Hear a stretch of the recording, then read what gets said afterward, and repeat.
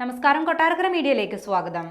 തൃശൂർ അതിരപ്പള്ളിയിൽ മസ്തകത്തിൽ മുറിവേറ്റ നിലയിൽ കണ്ടെത്തിയ കാട്ടാനയെ മയക്കുവെടി വെച്ചു. 3 തവണയാണ് വെടിവെച്ചത്.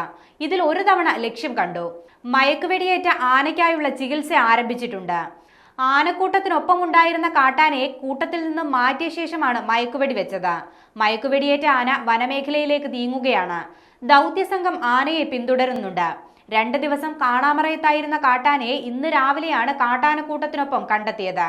3 ആനകൾക്കൊപ്പമായിരുന്നു മുറിവേറ്റ കാട്ടാന. ആന മയങ്ങിക്കഴിഞ്ഞാൽ ചികിത്സ ആരംഭിക്കും. മെറ്റൽ ഡിറ്റക്ടർ ഉപയോഗിച്ച് പരിശോധിക്കുകയും ചെയ്യും. ഡോക്ടർമാർ നിലവിൽ ആനയ്ക്കൊപ്പമുണ്ട്. ഇല്ലിക്കാടിന് സമീപമെത്തിയപ്പോഴാണ് ആന മയങ്ങിയത്. കുങ്കിയാനയുടെ പുറത്തിരുന്ന് ചികിത്സ നടത്താനായിരുന്നു ആദ്യ തീരുമാനം. പിന്നീട് വാഹനത്തിന്റെ പുറത്തിരുന്ന് ചികിത്സിക്കാൻ തീരുമാനിക്കുകയായിരുന്നു. ഡോക്ടർ അരുൺ സക്കറിയയുടെ നേതൃത്വത്തിലുള്ള സംഘമാണ് ആനയെ ചികിത്സിക്കുന്നത്. മസ്തകത്തിൽ എങ്ങനെയാണ് മുറിവേറ്റത് എന്നതിൽ ഇതുവരെ വ്യക്തതയുണ്ടായിട്ടില്ല. ആനയുടെ മസ്തകത്തിലെ മുറിവ് എങ്ങനെ ഉണ്ടായി എന്ന് കണ്ടെത്തുമെന്നും അധികൃതർ അറിയിച്ചു. മുൻഭാഗത്തെ എയർ സെല്ലുകൾക്ക് അണുബാധയേറ്റെന്ന് വനവകുപ്പ് പറയുന്നുണ്ട്. എന്തെങ്കിലും തരത്തിലുള്ള മെറ്റൽ മസ്തകത്തിൽ ഉണ്ടോ എന്ന് പരിശോധിക്കും.